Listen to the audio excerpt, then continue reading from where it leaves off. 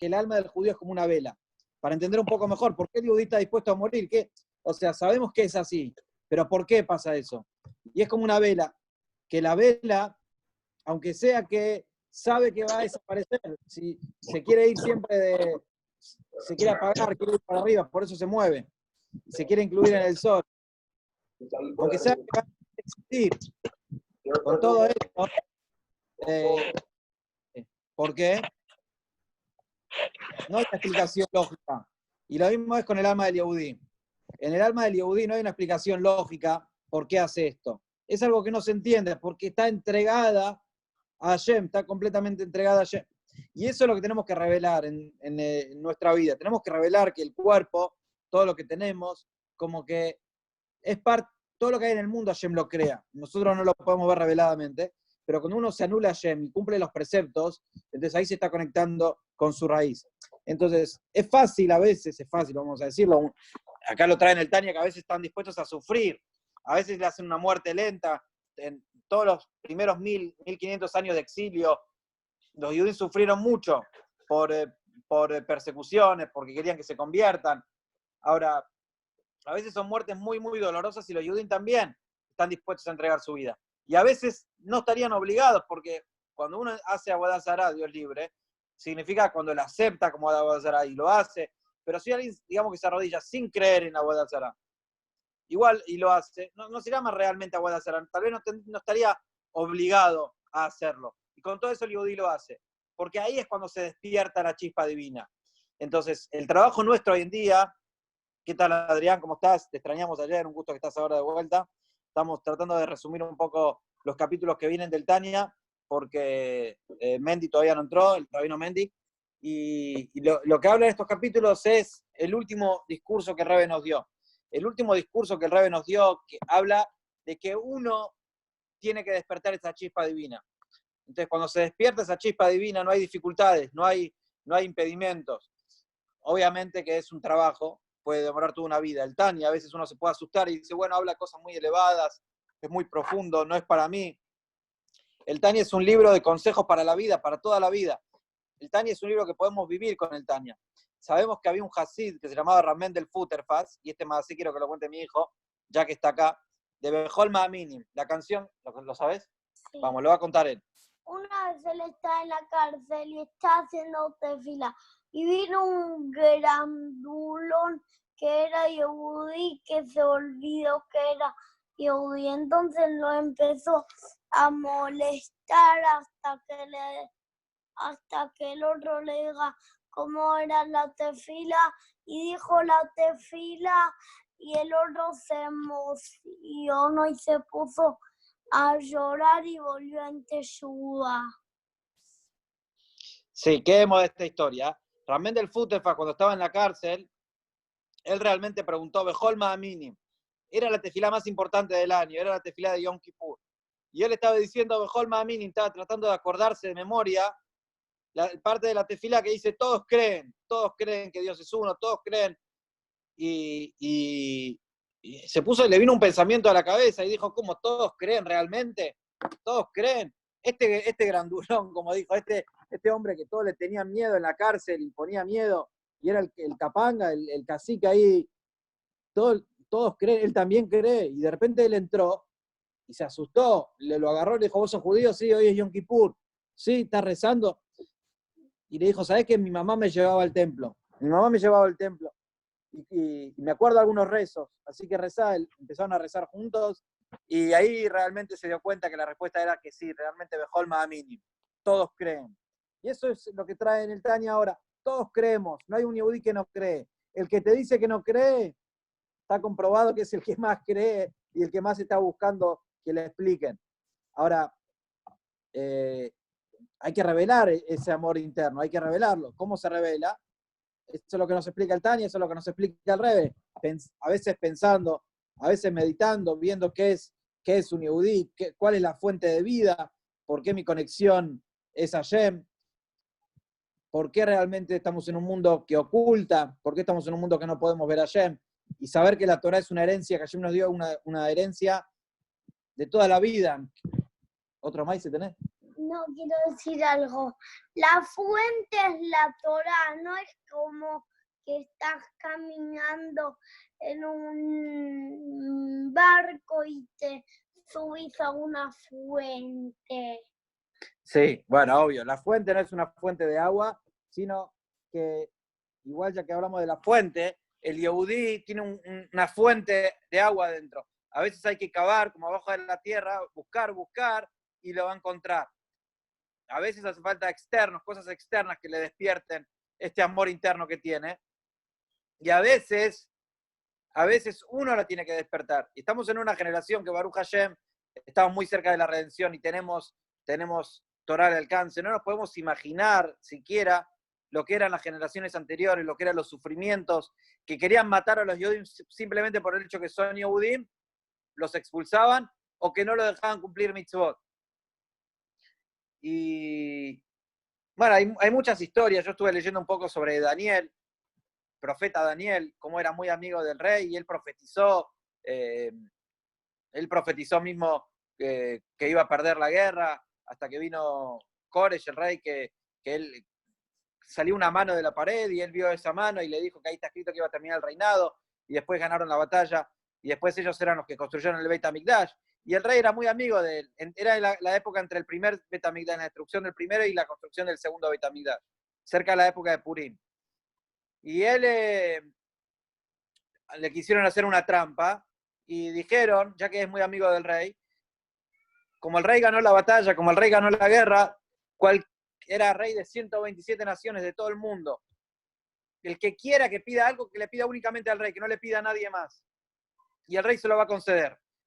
Fueron a la casa de Daniel, del profeta, y vieron que estaba rezando, lo trajeron encadenado al rey, y le dijeron, mira, él le estaba pidiendo a Dios. Y el rey obviamente le dijo, mira, yo no le prohibí a él. No, pero él nos te estaba pidiendo a vos, vamos a tirarlo a los leones. Y no, al rey no le quedó otra, si no lo iban a tirar al rey mismo. ¿No querés contar? ¿Te sabes todas las historias? Entonces, cuando lo tiraron al pozo, fueron y ya se pensaron que ya estaba muerto y eso. Entonces, cuando fueron a darle un poco de comida a los leones, vieron que todavía estaba vivo. Sí. O sea, los leones no le hicieron nada porque él tenía era un tzadik, tenía la imagen y semejanza de Dios. Cuando la persona no peca, cuando la persona es pura, tiene un alma pura, un tzadik, como hablamos en el Tania, que significa un tzadik, que no tiene pecado, sino tiene instinto del mal. Los animales, mismo los leones feroces y muertos de hambre, veían la divinidad, podían percibirlo. Entonces, no le hicieron nada. Pero cada yehudí tiene esta semejanza a Dios, cada yehudí tiene esta chispa divina.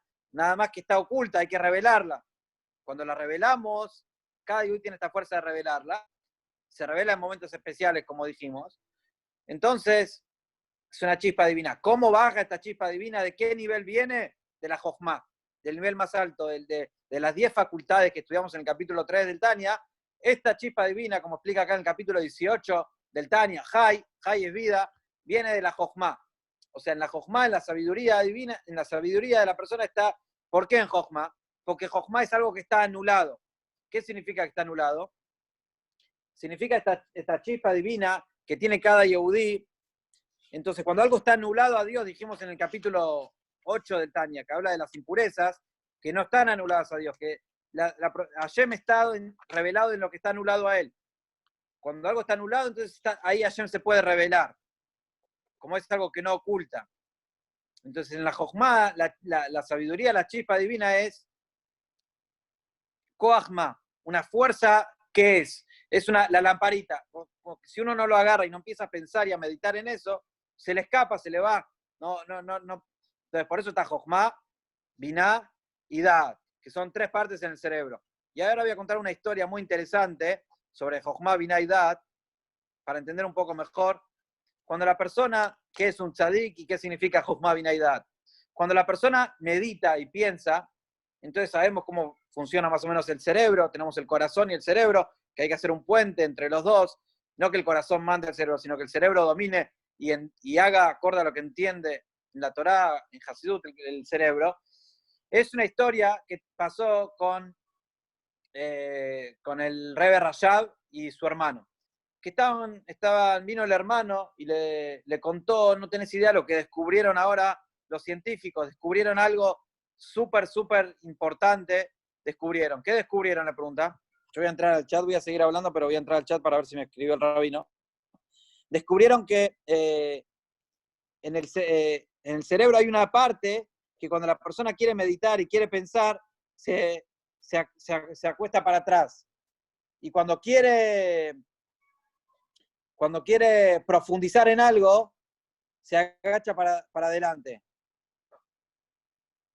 Entonces, eso él aparentemente se lo estaba diciendo como que era algo de los científicos. Por eso cuando la persona quiere profundizar, hace así con la cabeza y piensa, y como vemos en los cuadros, en las imágenes, que la gente... Ahora, cuando alguien se quiere acordar de algo, hace así. Se quiere acordar de algo hace mucho tiempo, algo que se olvidó, refresca la mente así.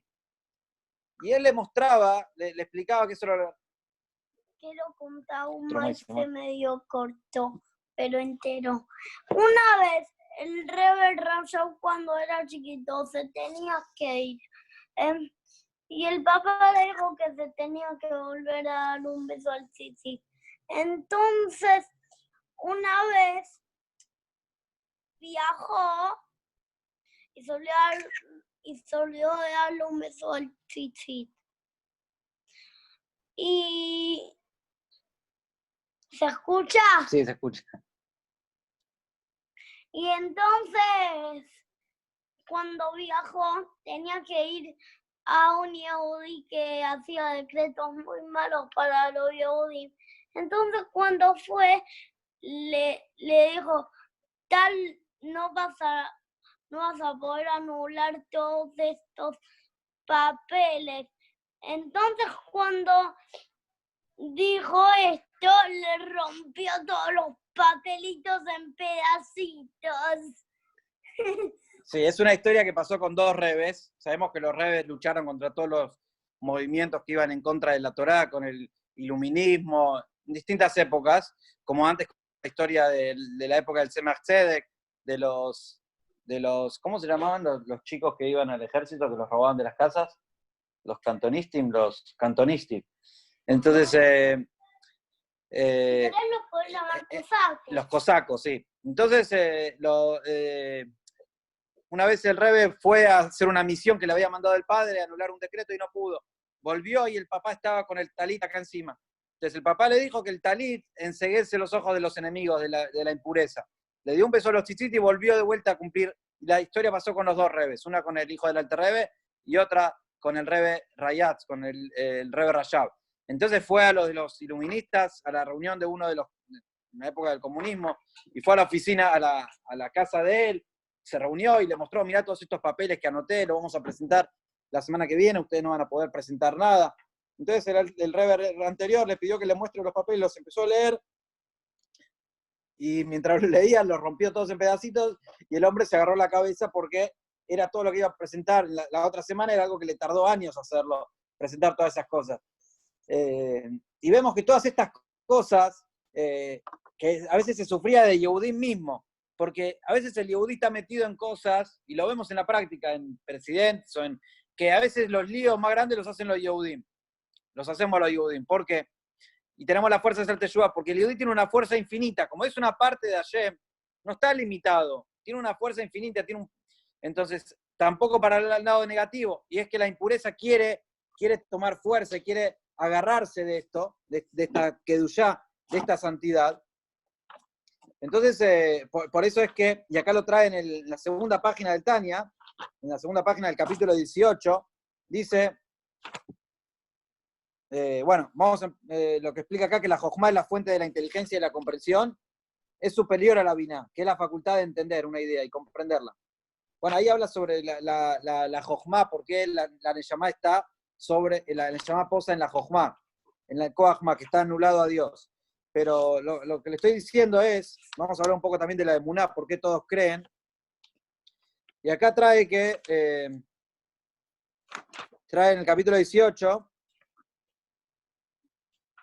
quiero ver por qué, lo hablamos en el curso de ayer, que a veces hay neshamot muy, muy elevadas que se embisten en cuerpos muy bajos, en personas muy bajas, y bajan Neyamot muy elevadas. Como que son Neyamot muy elevadas que están en manos de la impureza, ¿sí?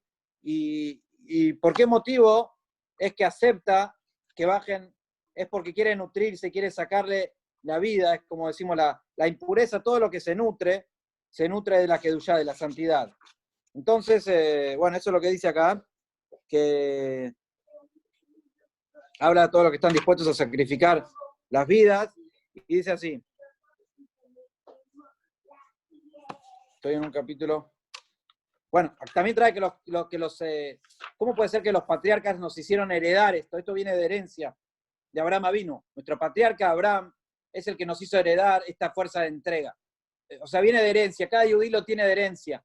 Él entregó su vida, lo tiró Nimrod, el rey Nimrod, lo tiró a una hoguera de fuego, y él era el único en todo el mundo que decía, no, hay un Dios. Y Nimrod decía, bueno, demostralo, si hay un Dios, te vamos a tirar. Y él entregó su vida, tuvo 10 pruebas. Y de Abraham Avinu nos transmitió eso de herencia. Y la pregunta es, si una persona, algo que sabe, por ejemplo, digamos que mi papá quiere a una persona mucho, y yo no la conozco. O sea, él la quiere por sus capacidades, porque es una persona muy inteligente, porque conoce todas las obras de bien que hizo, y yo no conozco todas esas cosas que hizo. ¿Cómo lo voy a querer a esa persona? No se puede transmitir eso. Ahora, si yo conozco y todo, entonces Abraham Avinu, ¿cómo nos transmitió este amor incondicional a Dios? Si nosotros, sin esforzarnos, sin entender, como dice que a veces están dispuestos a entregar su vida, aunque sea que nunca estudiaron y nunca entienden nada, como hay miles y miles de historias. Hoy contamos solo una, la de Shimón, que saltó del mástil del barco y se entregó. Entonces la respuesta es que Abraham Avinu, esto es la jojma que nos transmitió a cada uno, esta jojma, esta sabiduría, entonces es lo que nos transmitió Abraham Avinu. Esta fuerza de entregar nuestra vida para Hashem. Lo tiene cada uno, que es porque es parte de Dios. ¿Sí? Y vamos a ver un poco de adentro, porque dice que los patriarcas eran como una carroza, era la carroza, un volante, vos movés el manubrio para un lado y el coche dobla para ese lado, lo mueves para el otro lado, la carreta lo mismo. El caballo puede ser que está pensando en el camino, que quiere llegar y comer, quiere llegar y tomar agua, está cansado, el motor está esperando que le pongan nafta. Ahora, la carroza está totalmente anulado al jinete, a donde guía a los caballos. Entonces, nosotros, el cuerpo de los tzadikim de Abraham Avinu estaba completamente anulado a la voluntad de Dios. Lo que Dios quería, ellos hacían automáticamente. Entonces, si estaban anulados a la voluntad de Dios son los preceptos. Como dijimos que los preceptos son parte de Dios, es algo que genera vida cuando alguien los hace. Entonces vamos a ver un poco sobre los patriarcas, que dice, para explicar claramente, porque es muy cerca, es muy fácil a cada uno servir a Dios. Y la explicación es la siguiente: los patriarcas fueron verdaderamente las carrozas. ¿Qué significa carrozas?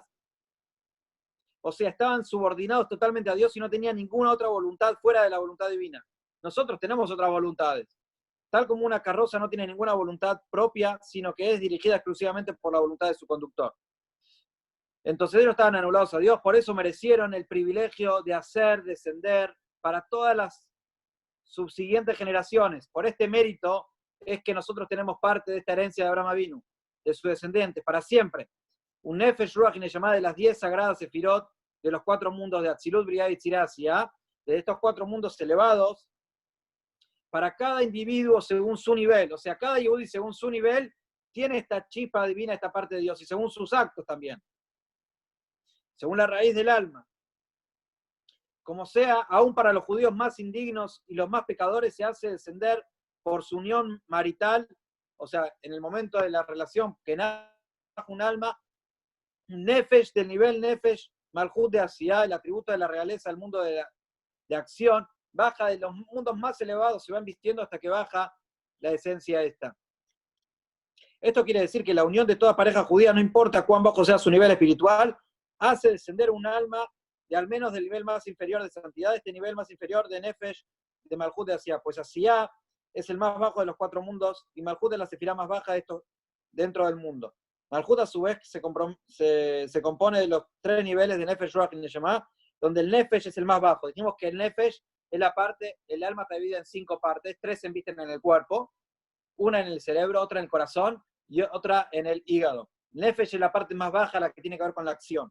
Entonces, además, como hemos visto en los capítulos anteriores, el alma misma consiste de los 3 niveles de Nefesh, Ruach y Neshama, de modo que quien ha recibido solo un Nefesh que surge del Nefesh Malhut, tiene un alma del orden más inferior que se deriva del nivel más bajo de la jerarquía espiritual. Pero aunque sea el alma al nivel más bajo de todos, con todo eso, este es el nivel de santidad más bajo en el mundo de la ciudad. Sin embargo, dado que Malhut es una de las 10 sefirot sagradas, dijimos que hay 10 facultades, 10 sefirot que Dios creó el mundo, aunque sea que Malhut es la última, pero es una de las 10, está compuesta de todas las demás, porque en la santidad cada uno se puede unir con el otro. Todos los Yudim somos un cuerpo entero y uno se puede unir. En la Kedushá, en la santidad, todo está unido. Por eso es importante estar unidos ahora en estos días, para que se reconstruya el Bet HaMikdash, y siempre. Entonces, está incluido también el nivel más elevado, que es Jochma, que dijimos que ahí posa el alma, dentro de la cual está investida la Jochma de Malhut de Atzilut, del mundo más elevado espiritual que está cerca de Dios, dentro del cual está investida la Jochma, en cuyo interior está investida Jochma de Atzilut. ¿Qué significa Jochma de Atzilut? La sabiduría del mundo más elevado que está unida con Dios, en la que a su vez brilla la luz de Hashem, brilla la luz infinita de Hashem, como está escrito, Dios es su sabiduría, fundó la tierra. O sea, que Dios creó el mundo con Jochma. Por lo tanto, vemos que la luz de Hashem está investida en la facultad de sabiduría en el alma humana, por eso está en el Jochma. Por eso estábamos preguntando, ¿de dónde vemos que la sabiduría de la persona, la luz divina está en la Jochma? La Jochma es la facultad que está anulada al mundo más elevado y recibe. Entonces, por eso recibe una chispa, una lamparita, y después la va desarrollando con la meditación, después la va bajando el sentimiento, después la va bajando la acción. Ya que estamos hablando de Jochma, vamos a terminar la historia que me interrumpió antes mi hijo. La historia era que el Rebbe Rajab estaba con su hermano, eran chiquitos, y le contó este descubrimiento que descubrieron los científicos. Este descubrimiento que cuando la persona se agacha así, puede profundizar, y cuando se levanta para atrás, puede acordarse de cosas de hace mucho tiempo. Entonces, él le dijo, esperame un minuto, le dijo al Rebbe Rajab. Lo esperó ahí, y cuando se acercó, le trajo un libro, un manuscrito, no habían libros impresos con letras y todo tanto en ese momento, y le mostró 7 líneas que decía que en el cerebro hay una campanita que está llena de sangre y de vapor, que cuando se mueve para un lado hace que la persona se acuerde de cosas, y cuando se mueve para el otro baja la sangre y hace que la persona pueda profundizar y concentrarse. Entonces le preguntó cómo sabía esto el abuelo, que era del Tzemach Tzedek, el masé que contamos de los cantonistas, que entregó su vida a este Shimon, era de la época del Tzemach Tzedek, del nieto del Alter Rebbe, que era hace 180 años. Y él estaba mostrando este descubrimiento después de 150, 130 años, que estaba anotado en un libro, y le dijo, ¿cómo lo sabía esto? Si lo descubrieron los científicos recién ahora. Y la respuesta que le dijo fue que él ya sabía todas las cosas porque veía las cosas en los mundos superiores. Todo lo que estamos hablando ahora, que estamos hablando en Atzilut, que hay 4 mundos espirituales, y hay 10 niveles, 10 facultades, y donde se inviste más la sabiduría de Hashem. Todas estas cosas elevadas, el Rebbe las veía. Entonces, por verlo en los mundos espirituales y que funcionaba así, por eso que la persona tiene 10 facultades, que 13 son en el intelecto y 7 en el sentimiento, amor, temor, por eso un brazo derecho, brazo izquierdo, Gesed, cómo se van dividiendo, pierna derecha, pierna izquierda, Yesod, y Malhut, que es la que recibe de todas, que representa la mujer. Entonces, él lo veía en los mundos espirituales, y de ahí sabía cómo se formaba acá y cómo funcionaba el cerebro humano. Eso es lo que es un tzadik, lo que es un Rebbe. Y acá el Tania también nos está explicando cómo funciona y cómo nosotros podemos llegar a sentir y a manipular nuestros sentimientos hasta tal punto, como estudiamos en el capítulo que hablaba de la meditación, que en yoga hasta se puede manipular y dominar el pulso, se puede hacer que el pulso de la persona baje. Entonces, con el Tania, uno puede dominar sus sentimientos, y eso es una historia que cuenta en la época de Napoleón. La verdad que nosotros en la escuela no estudiamos historia, pero a través de todas las historias de los rebes y de distintos grandes jajamim y tzadikim, podemos recorrer cientos de años atrás y profundizar en nuestra historia judía. Y esto era en la época de Napoleón. Esas guerras que sabíamos que estaba dividido el pueblo de los rabinos, y algunos rabinos querían que gane Napoleón, porque a través de eso los judíos iban a ser millonarios, y Napoleón le iba a dar mucha plata al pueblo judío, iba a haber mucha economía. Y otros rabinos y el Alter Rebbe dentro de ellos querían que pierda Napoleón, porque si los Yehudim iban a tener mucha plata, se iban a alejar de Dios en ese momento, sabía que se iban a alejar mucho de Dios y se iban a olvidar de la Torá. Entonces era preferible sufrir un poco y que se aferren a la Torá. Entonces el Alter Rebbe tenía un espía que espiaba a favor de los rusos. Interesante cuando leemos estas historias, cómo después los rusos... ¿Otra historia querés contar? ¿De quién? ¿Del Hasid del Alter Rebbe? Sí. A ver, la va a contar acá Yosef. El Alter Rebbe que siempre espiaba lo que decía Napoleón y cuando escuchaba le decían al Rebbe Sí. y se disfrazaban de franceses. Entonces, Yo qué sé. Solo eso sé. bueno, entonces le tocó... Nada más que Napoleón era bueno, pero como era el Rebbe no quería hacerse amigo de él, fue con Hasidut. Bueno, Y por eso lo quería matar, como no lo quería. Bueno, después Napoleón era brujo, podía hacer brujería y con algún utensilio del Alter Rebbe, si él tenía solamente una moneda, pidió en el barrio que alguien tiene unas pantuflas, el Alter Rebbe sabemos que volvió especialmente, ¿para qué? Para quemar la casa porque se había olvidado unas pantuflas. Y con eso es que el Alter Rebbe se escapó y después murió en un lugar. La historia es, en el lugar que murió, habían dos amigos de una ciudad, que estos amigos, se metieron en los comercios, en el negocio, y se olvidaron de su educación judía y se alejaron completamente. Después de muchos años, que tenían mucha plata, quisieron volver. ¿A dónde quisieron volver? A su ciudad, a ver cómo estaba el barrio, a ver a su familia, pero se habían alejado completamente de la Torá y la observancia, no cumplían, y no comían kasher ni nada. Entonces pasaron en una posada, y el dueño de la posada les ofreció dormir y comer y todo, y ellos le dijeron la verdad, queremos comer una comida rica, venimos del viaje, queremos comer algo bueno. Entonces el hombre le dice, bueno, ¿qué quieren comer? Y queremos comer carne. Pero el hombre dice, pero ¿cómo no? Ustedes no son judíos, esto no es kasher, ¿cómo van a comer esto? Le dice, sí, danos igual. Bueno, el hombre volvió con un cuchillo bien grande, bien afilado, y le dijo, ahora los voy a matar. ¿Cómo? Nosotros te queremos pagar con lo mejor. Ah, bueno, ahora ya vemos que tienen plata y pueden pagarme con lo mejor, me voy a llevar toda la plata y ustedes los voy a matar. Los encerraron en una habitación y ellos escuchaban como él le decía al hijo, bueno, ahora los vamos a matar y nos vamos a quedar con toda la plata de estos dos comerciantes y no sé qué. Así fue que pasó unas horas y estos dos hombres hicieron teshuvá, se arrepintieron, se acordaron cómo de chiquitos tenían la educación judía y cómo se alejaron por la plata y todo eso. Y después el hombre les abre la puerta y ve que como que estaban arrepentidos, y le dijo, bueno, ahora tienen el momento de hacer el último pedido, de hacer su confesión, y los entró a una pieza, los voy a entrar en una pieza especial. Los entró a una pieza, y cuando entraron a esta habitación, sintieron una santidad, una revelación divina muy fuerte, y ahí se pusieron a llorar, hicieron teshuvá completa y todo. Cuando el hombre vio que se arrepintieron, ahí les contó la realidad. Le dijo, ¿saben que en este hotel, en esta posada, durmió un tzadik muy grande que era el Alter Rebbe? Cuando se estaba escapando de Napoleón, se enfermó y murió en esta habitación. Y él me dijo que cuando reciba a los judíos me dio una bendición de larga vida, que reciba a los Yehudim, que los trate bien. Pero si vienen Yehudim que quieren comer comida no kasher, que los amenace de matarlos, que no les haga nada. Entonces yo los amenacé y gracias a eso hicieron teshuvá. Estos averiguaron quién era este tzadik, porque no sabía que era el Alter Rebbe.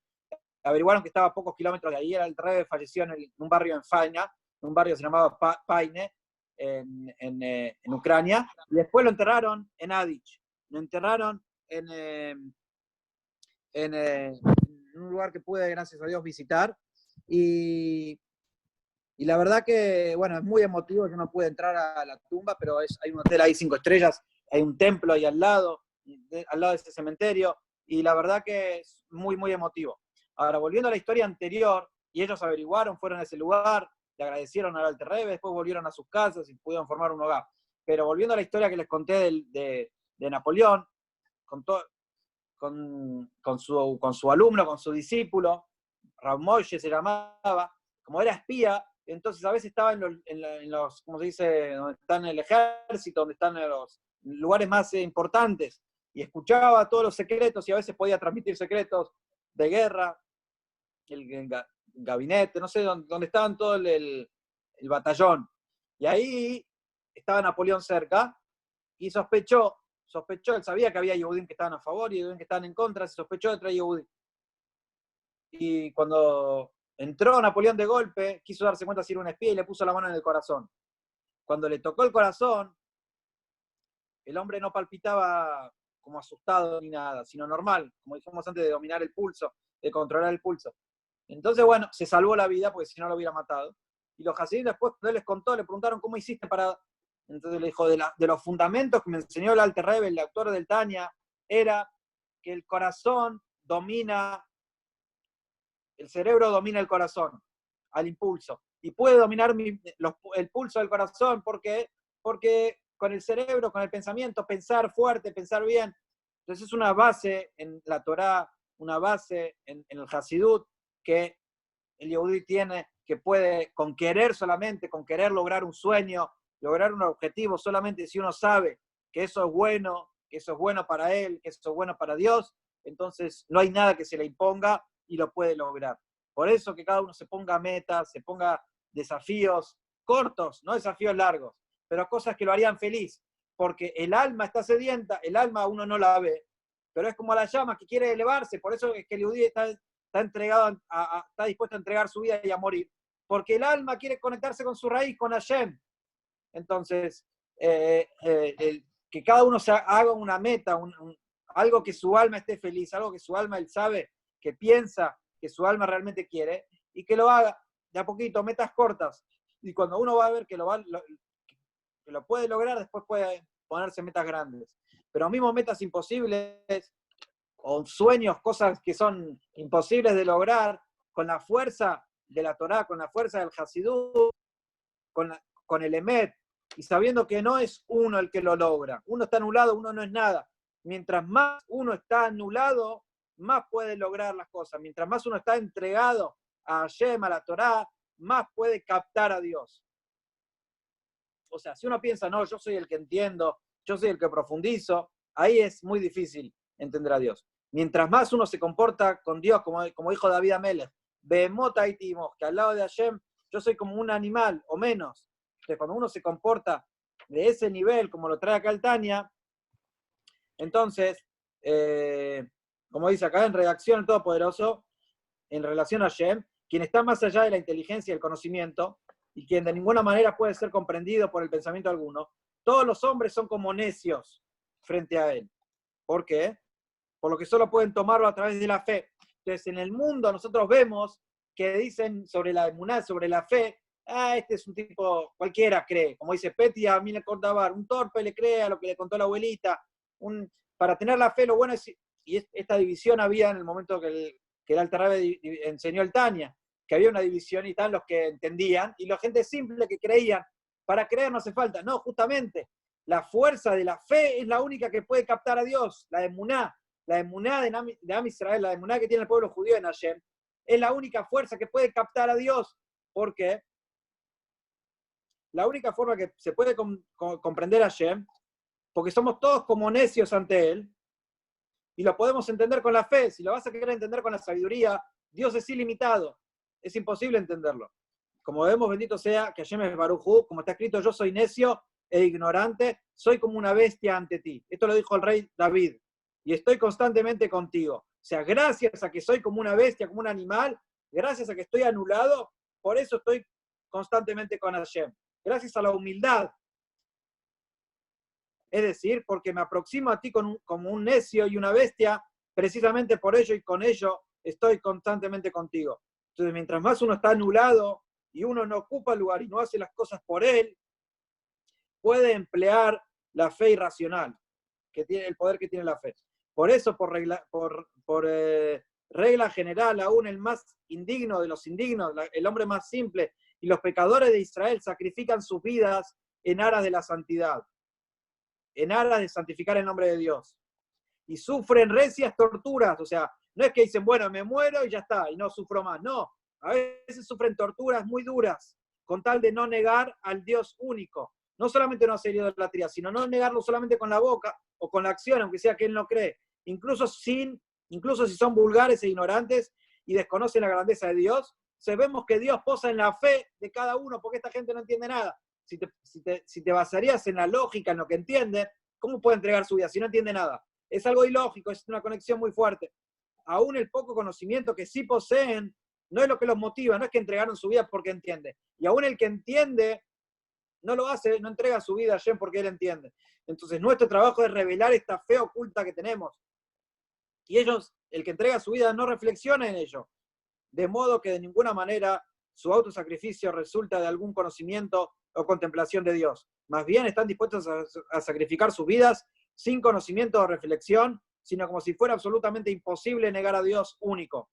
Entonces, de acá vemos que es muy cerca servir a Dios. No que es cerca, sino que es muy cerca. Porque si el yudí no puede meditar como estudiamos hasta ahora, ayer una persona se metió en el curso, escuchó un rato, dos personas, una persona me dice muy profundo, y otra persona me dijo, la verdad que no entendí nada. Y obvio, porque venimos de estudiar 17 capítulos, y de alguien que no tiene conocimiento nada de Tania, en el Alter Rebbe empieza de a poco, va explicando las almas, o sea que de 18 capítulos son más de 30 horas que estuvimos estudiando, 20, 30 horas. Y ahora empieza un camino nuevo, hasta el 26 se empieza a explicar la fuerza de la fe. Pero hasta ahora explicamos la forma de servir a Dios, meditando, comprendiendo, despertando el corazón, pensando en la grandeza de Dios, cómo creó el mundo, cómo todo está anulado frente a Dios, cómo nos dio todo, cómo es nuestra vida. Y eso lo va a explicar en los capítulos del 40 al 50, los niveles más profundos, cómo llegar a amar a Dios. Pero ahora nos está diciendo, en estos capítulos, nos está diciendo un nivel de amor a Dios máximo, pero que es para todos. No hace falta todo lo que estudiamos hasta ahora de meditar y de profundizar, sino hace falta saberlo. Hace falta saber esto que estamos estudiando, saber que tenés un alma, saber que tu alma está dispuesta a conectarse con Dios si quiere y está dispuesta a perder todo. Entonces, ¿por qué la vas a hacer sufrir? Ayer, después de estudiar el capítulo, estaba hablando mucho con mi papá porque no entendíamos si el capítulo 17 del Tania que estudiamos, si está incluido en los 17 anteriores o es un camino que empieza a explicar estos próximos 8 capítulos hasta el 26, que hablan de que es cerca servir a Dios y este amor incondicional, natural que tiene cada Yehudí. Entonces, llegamos a la conclusión que, por un lado, hacer los preceptos es muy fácil, porque la Torá dice el pasuk así, Kikarov eleja adabar meot, es muy cerca para vos la cosa esta, que son las Torá y las mitzvot, es muy cerca, es muy fácil. Befija ubilbabja la azotó. Vamos a ver, vamos a hacer señales para que se entienda. Befija es en el corazón, befija es en la boca, ubilbabja la azotó.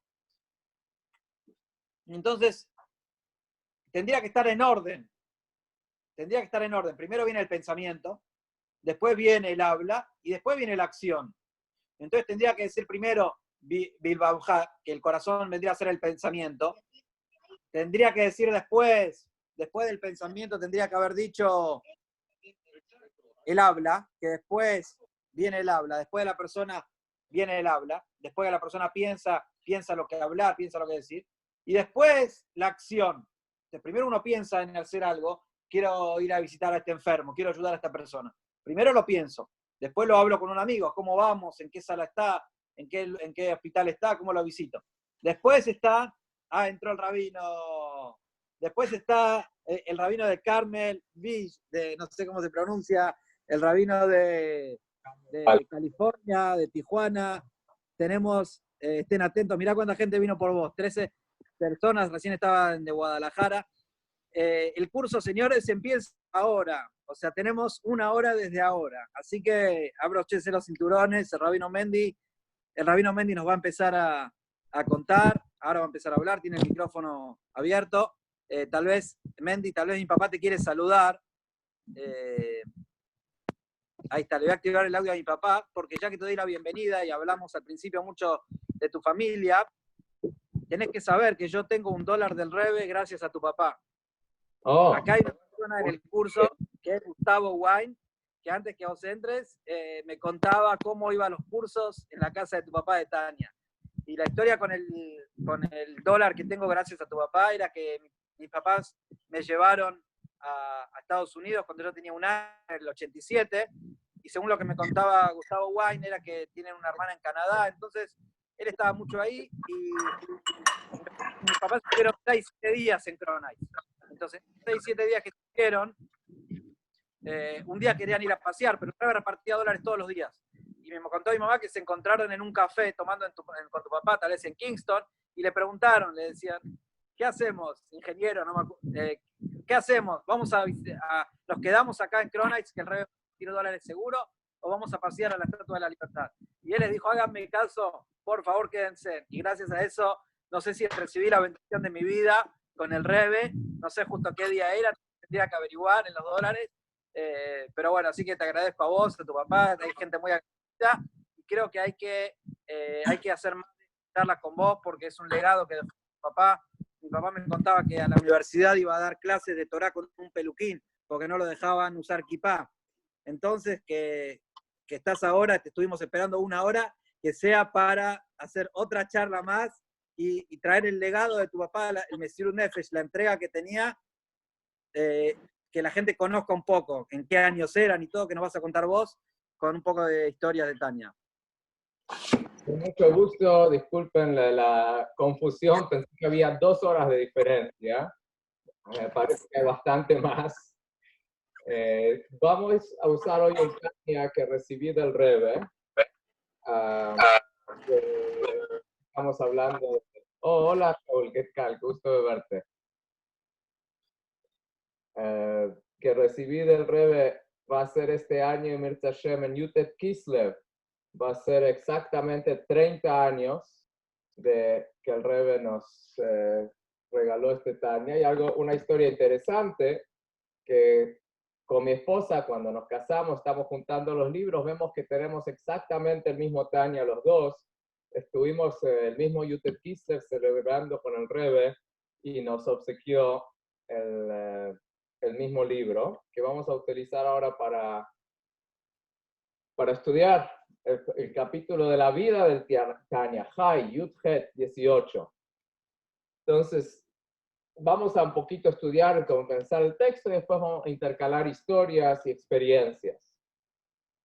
Como sabemos, el Tania, el Alter Rebbe explica al principio que la finalidad de este libro es que entendamos el pasuk que dice Kikarov eileja alabar meod befijol babjala soto, que Moshe Rabbeinu nos dice al pueblo judío, esto es algo muy cercano a ti, muy fácil en tu boca y en tu corazón para hacerlo. ¿Qué quiere decir? Para seguir la Torá, cumplir las mitzvot de Dios, amarlo y respetarlo.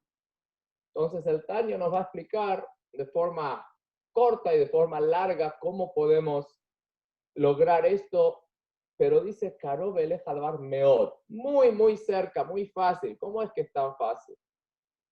Entonces, Alter Rebbe empieza explicando que inclusive aquella persona que está limitado un poquito y no tiene la capacidad de meditar profundamente para generar en su corazón un fuerte amor y respeto a Dios, también para esa persona es muy fácil cumplir todas las mitzvot de la Torá, como dice, en tu boca y en tu corazón, sinceramente, genuinamente, no de forma falsa, pero con un amor a Dios. ¿Por qué? Porque todo judío tenemos una hermosa herencia de nuestros patriarcas, que es el amor a Dios, que es natural en nuestro corazón. Así como un hijo tiene amor hacia su mamá, hacia su papá, que es un amor natural, entonces también nosotros tenemos este tipo de amor hacia Dios que es natural.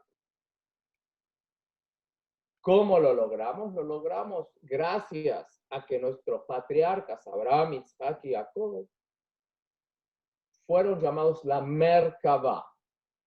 Quiere decir literalmente una carroza, alguien que está totalmente anulado a Dios. Así como un carro no va donde quiere, sino donde el chofer lo dirige. Del mismo modo, nuestros patriarcas estaban tan anulados a Dios que se llamaban como un carro, una carroza que iban en la dirección que Dios los guiaba.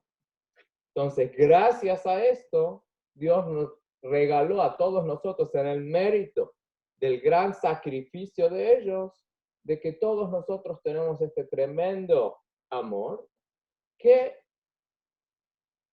quiere decir que tenemos mucho amor a Dios, que no queremos separarnos de Él de absolutamente ninguna manera, ni por un instante. Entonces, si a un hijo le van a decir, tú tienes que renunciar a la relación con tus padres, por ejemplo, decir que avergonzarlos, o hacer el amor, aunque le digan por un momento lo haces y te vas a ganar una gran fortuna, no lo va a hacer. ¿Por qué? Porque es un amor tan fuerte que no puede renunciar. Los padres le dieron todo. Es un amor muy... No se va a querer separar de ellos ni por un instante. Lo mismo exactamente con Dios. No queremos separarnos de Él. ¿Y qué quiere decir separarnos de Dios? Muchos piensan, bueno, si una persona comete idolatría, eso es separarse de Dios. ¿Es verdad? Pero el mismo Dios que nos dijo no deben hacer idolatría, también nos dijo no debes hablar la shonará, o no debes hablar durante el rezo, no debes comer alimentos no kosher. Absolutamente todas las mitzvot son la voluntad de Dios. Y si yo voy en contra de la voluntad divina, me estoy separando de Él. Es algo muy simple. Yo no quiero ni por un instante separarme de Hashem. Y con ese simple pensamiento tengo la fuerza de contenerme y decir, no voy a hacer esta actividad negativa, o si tengo este pecado, o si me falta la motivación, nomás compensar esto, se me hace muy fácil decir, voy a hacer esta mitzvah. Es una simple meditación, un simple pensamiento siquiera, que nos puede motivar a hacer lo correcto. Y eso lo aprendí también con mucha facilidad de mi papá, que me pidieron que comparta algunas historias. Abraham Yosef Polichenko Alaba Shalom, que para él era muy simple, muy claro qué es lo que se debía de hacer. Y aunque sea difícil, o aunque no sea lógico, él no se limitaba a su lógica. Y eso era lo que más me impresionó de él. Pensé que era un gran intelectual, siempre estaba estudiando y aprendiendo, enseñando, y tenía muchos títulos universitarios, pero él tenía la habilidad también de poner toda su lógica de lado y hacer lo que en ese momento él tenía que hacer. Y una historia, por ejemplo, en una ocasión, en el año 1977, cuando se compró el Agüero, el Chabad, un segundito. El Rab Weingarten estaba en New York ya, y hacía falta que alguien lleve la llave de oro de Agüero al Rebbe para darle el regalo en el Yutalef Nissan. El Rebbe cumplía 75 años y no había nadie que la pueda llevar. Había muy poco tiempo. Entonces, toda la gente de Chabad, que no era en 77 una gran comunidad, nadie podía viajar. El único que estaba dispuesto a viajar era mi papá.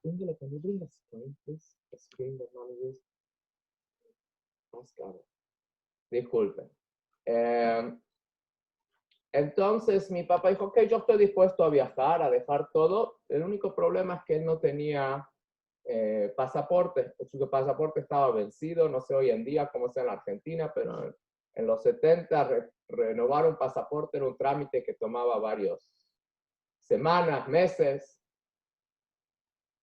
Entonces se reunieron varias gente de Chabad, ¿qué podemos hacer?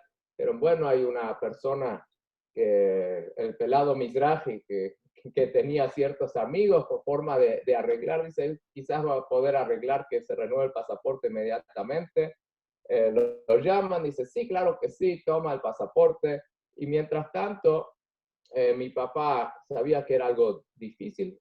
Siempre, por todo, absolutamente en su vida, mi papá pedía bendición del Rebbe, pedía consejo del Rebbe, hasta inclusive cuando tenía que comprar carro, coche, le preguntó al Rebbe qué coche comprar. El Rebbe le dijo que compre un coche de tamaño mediano con bajo kilometraje. No sé si es una enseñanza para todos, era algo especial para él, pero eso es lo que mi papá compró.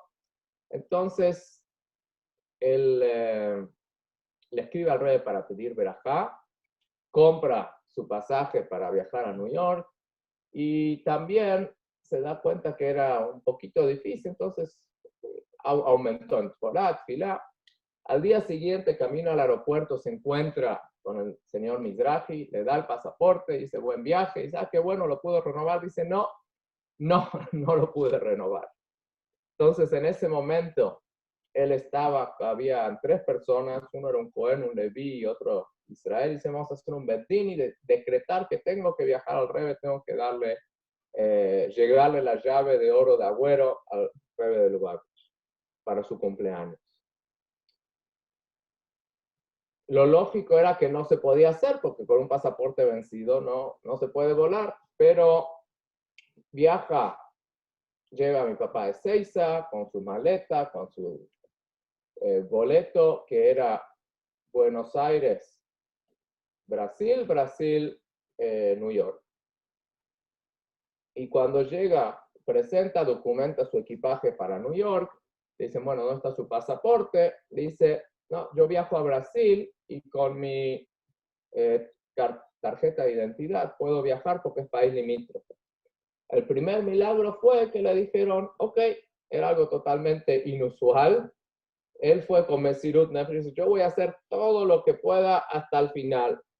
Cuando ya no se puede hacer más, ahí vemos si paramos o seguimos, pero hasta que mientras se pueda, puedo ir al aeropuerto, puedo documentar. Entonces él documentó su valija para ir a New York, pero cuando dicen, yo viajo a Brasil, entonces le dieron nomás el boarding pass, pase de abordaje para hasta Brasil nada más. Había una escala muy corta en Brasil y él quería seguir llegando a New York. Él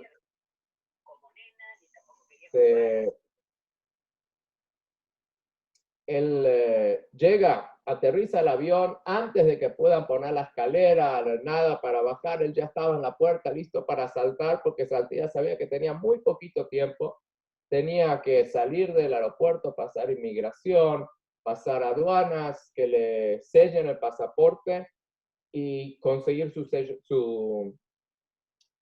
pase de abordaje.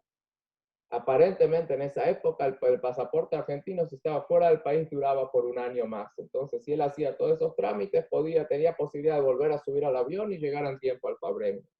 Estaba corriendo por las pistas de aterrizaje cuando alguien que nunca vio en su vida antes dice, Shalom, Adoni. Y mi papá dice, Shalom, pero no tengo un segundo, tengo que salir corriendo. Dice, quiere salir corriendo, pero el hombre lo agarra muy fuerte, lo toma del brazo muy fuerte, dice, tranquilo, ¿qué es lo que necesitas? Dice, mira, no puedo, tengo que pasar aduanas, disculpe. Tengo que pasar aduanas, tengo que pasar inmigración, tengo que conseguir un pase de abordaje, muchas cosas, media hora tengo, por favor, déjame ir. El hombre dice, eso es fácil, lo arreglamos. Chifla muy fuerte, aparecen 3 personas en la pista de aterrizaje. Le dice, a uno le da el pasaporte de mi papá, le dice, tú llévalo a sellar en inmigración. A otro le da el boleto, dice, tú consígale el pase de abordaje, y al tercero dice, tú vas a la aduana por él. Ya, dice, quédate conmigo, tranquilo, todo en orden. En unos minutos vas a seguir tu viaje. Lo único, no sé si vamos a tener comida kosher para ti o no, pero el resto ya está arreglado. Mi papá, muy sorprendido, este hombre que nunca antes en la vida lo había visto, lo detiene en la pista de aterrizaje, le soluciona todos sus problemas, y así fue. Unos minutos después sube al avión, viajó, llegó al Rebbe justo en tiempo para el Fabreño. Y yo me acuerdo, yo ya estaba en New York con mi mamá y mi hermana, habíamos ido para pasar Pesaj ahí, nos habíamos hecho la idea de que mi papá no nos iba a acompañar.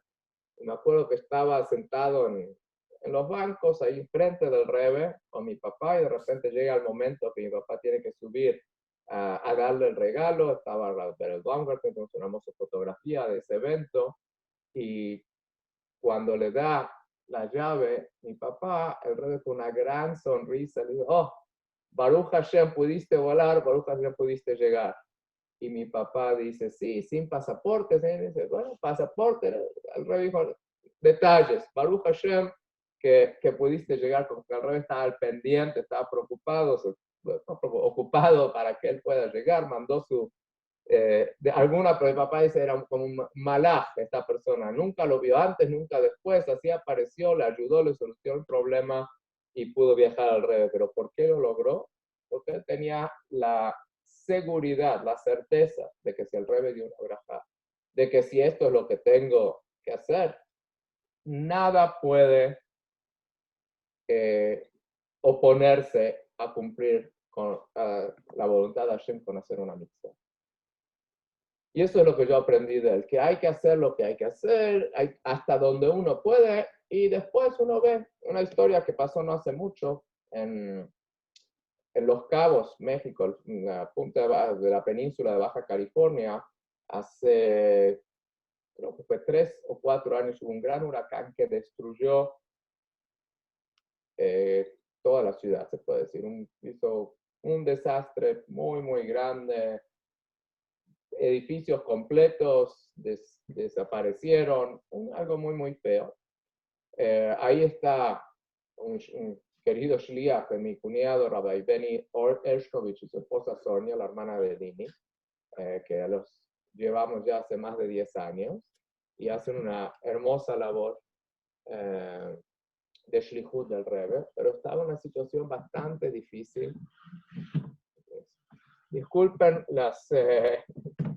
Baruch Hashem, tenemos casa llena, y mi oficina se transformó en el cuarto de huéspedes. Nos llegaron bajurín de todos lados. Entonces, el único lugar más o menos tranquilo que encontré es aquí. Bueno, aprovechamos en decirte más alto que pronto vas a casar a tu primer hijo. Baruch. Familia conocida, que tenga muchos najes. Seguro tu papá está contento. Y bueno, que organicemos una charla después más tranquilo, que nos cuentes tantas historias que tenés para contar. Y bueno, tuve el mérito en un Kines Shluchim de conocer también al esposo, a tu cuñado, al esposo de tu hermana, que hizo un libro muy lindo en inglés, de dichos cortitos, un libro muy, muy lindo que me regaló. Le regaló a cada uno que estaba ahí. Así que después, si querés contarnos la hermosa historia real, cómo pasó realmente, que vos tenés 3 hermanas, creo, y cómo después naciste vos con una broja del Rebbe. Después, cuando veas el lugar para contarlo. Con mucho gusto, con mucho gusto. Tengo una hermana nada más, somos 2. Mi hermana, que me lleva 13 años, y yo. Lo que quería contar entonces, la idea, este concepto de continuar yendo hacia adelante sin detenernos. Hablé con Benny, el shliach ahí en Cabo, y me dice que está muy difícil la situación, que están sin electricidad, sin teléfono. ¿Cómo me logré comunicar con él? Fue un milagro, para alguien que estaba en un barco con un teléfono de satélite. Fue milagros y milagros. y ya luego se cortó la conversación, ni había teléfono de satélite, nada.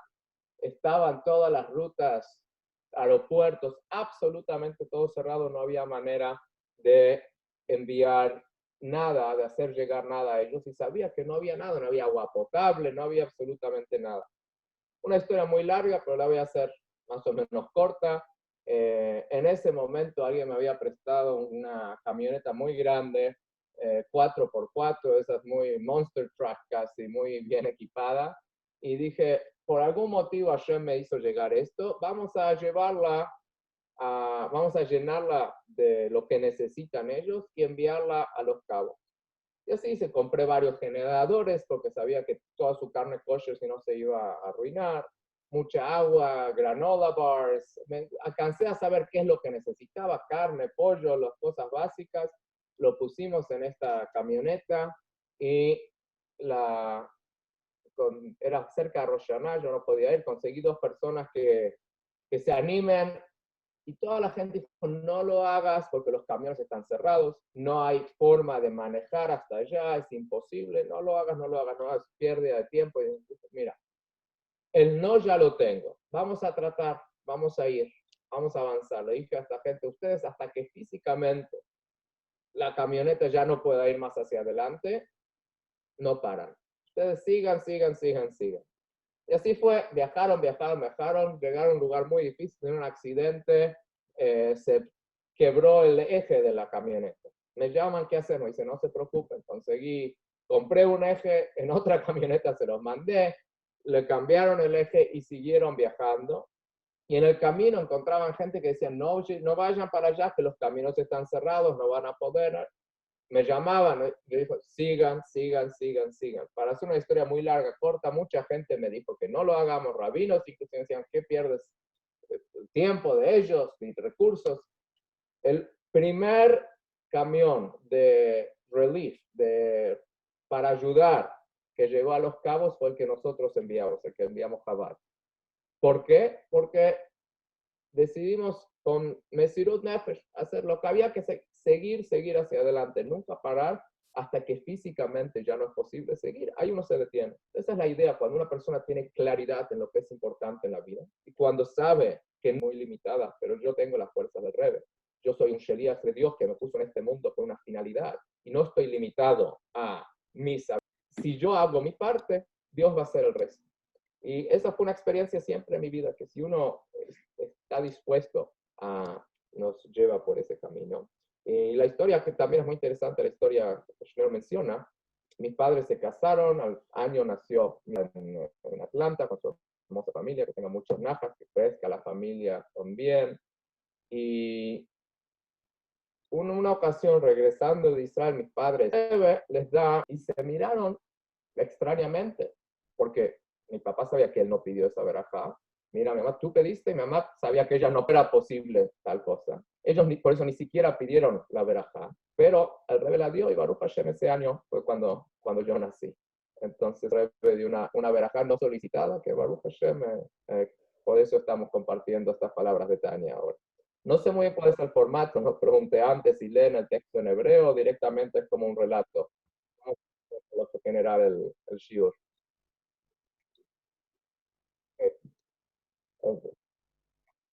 Ok. Ok. Entonces seguimos. Por lo general leen el texto en hebreo, directamente se habla del tema.